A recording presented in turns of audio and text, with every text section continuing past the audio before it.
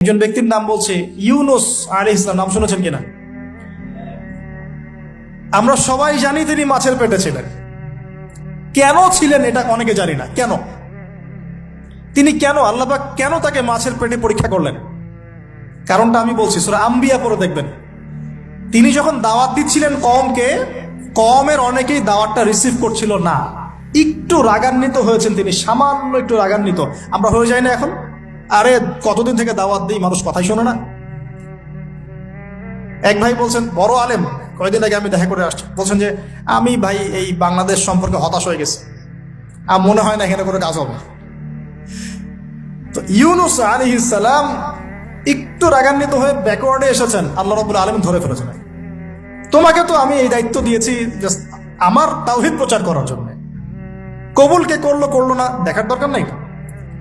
আল্লাহ পাক তাকে ওই পরীক্ষায় ফেলেছেন, 3 দিন 3 রাত মাছের পেটে। তখন তিনি কি দোয়া করছেন? লা ইলাহা ইল্লা আনতা সুবহানাকা ইন্নী কুনতু মিনাজ জালিমিন। আল্লাহ পাক বলছেন সূরা সফফাতের মধ্যে, তিনি যদি এই দোয়াটা না পড়তেন, লা লাবিসা ফি বাতনিহি ইলা ইয়াউমি ইউবআসুন, কিয়ামত পর্যন্ত তিনি মাছের পেটে থাকতেন। নাউজুবিল্লাহ। তাহলে এখান থেকে আমরা শিখলাম, জীবনে অনেক চড়াই উতরাই আসবে, সবর করতে হবে। দাওয়াতের মেহনতে সবর করতে হবে।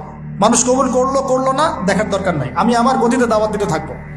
আর বিপদ আপদ যদি চলে আসে, দোয়া ইউনুস পড়বো, বলবো লা ইলাহা ইল্লা আনতা সুবহানাকা ইন্নী কুনতু মিনাজ জালিমিন। আল্লাহ পাক যে কোনো বিপদ দূর করে দিবেন ইনশাআল্লাহ। সাক্ষাৎ মউত থেকে আল্লাহ পাক এই দোয়া পড়লে বাঁচাতে পারেন। এটা কি মৃত্যুর মুখোমুখি ছিলেন না মাছের পেটের মধ্যে? ওখানে কিন্তু মাছ যখন বমি করে দিয়ে গেছে তীরে, তখন সেখানে লাউ গাছ উৎপন্ন করা হয়েছে, লাউ গাছ। তো এটাতে আপনারা বুঝে ফেলেন যে এর সাথে কি সম্পর্ক আছে। তো ইউনুস আলাইহিস সালামের জীবন থেকে শিক্ষা কি? এই দোয়া পড়বো, লা ইলাহা ইল্লা আনতা সুবহানাকা ইন্নী কুনতু মিনাজ জালিমিন। আরেকজন নবীর নাম আইয়ুব, মহামানব, অনেক দিন অসুস্থ, মনে আছে? দীর্ঘদিন অসুস্থ।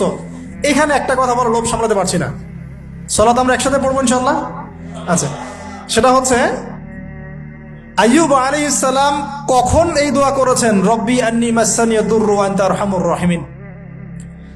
রোগ যখন আস্তে আস্তে আস্তে তার জিহ্বাতে এসেছে, জিহ্বা দিয়ে তার জিকির করতে কষ্ট হচ্ছে, তখন তিনি বলছেন, আল্লাহ আমাকে অনেক দুঃখ দুর্দশা স্পর্শ করেছে, আমি জিকিরটা ঠিক মতো করতে পারছি না, আল্লাহ আমাকে শেফা দান করো। সুবহানাল্লাহ। এখন আল্লাহ রাব্বুল আলামিন তাকে গোসল করালেন, সুস্থতা লাভ করলেন, তাকে আহাল পরিবার দিলেন, আরোগ্য দান করলেন। শিক্ষা, জীবনে যত বড়ই রোগ ব্যাধি বিপদ আপদ বালা মুসিবত আসুক না কেন, এই দোয়াটা পড়বো, আশাহত হব না, হতাশ হব না, আল্লাহর প্রতি সুধারণা রাখবো, দোয়া করবো, রব্বি আন্নী মাসসানিয়া দুর ওয়া আনতা আরহামুর রাহিমিন। ইনশাআল্লাহ শেফা হয়ে যাবে।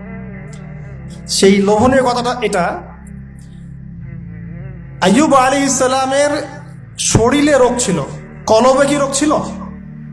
আইয়ুব আলাইহিস সালামের কলবে কি রোগ ছিল? রোগটা দেহে ছিল।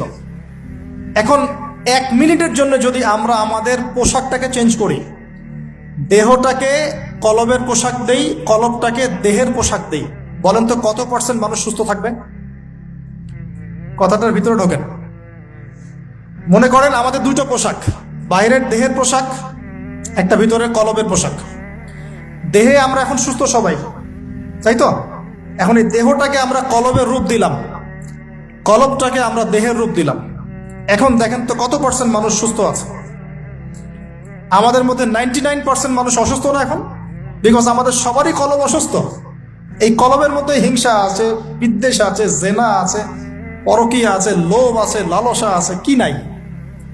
তাহলে বলেন তো, আইয়ুব আলাইহিস সালামের এই দোয়া পড়ার সবচেয়ে বেশি হকদার কে? তিনি না আমরা? বুঝতে পারছেন না? ওই দোয়াটার উপর আমল করার সবচেয়ে বড় হকদার কার বেশি প্রয়োজন? আমাদের না তার? ব্যাস, আমরা এখন আমাদের নামাজে দোয়া পড়বো, রব্বি আন্নী মাসসানিয়া দুররু ওয়া আনতা আরহামুর রাহিমিন। আল্লাহ আমাদের কলবে রোগ হয়ে গেছে, আল্লাহ তুমি আমাদের এই রোগ থেকে শেফা দান করো। কারণ কলব শেফা না হলে কোনোদিনও আমাদের আমল কিন্তু কবুল হচ্ছে না।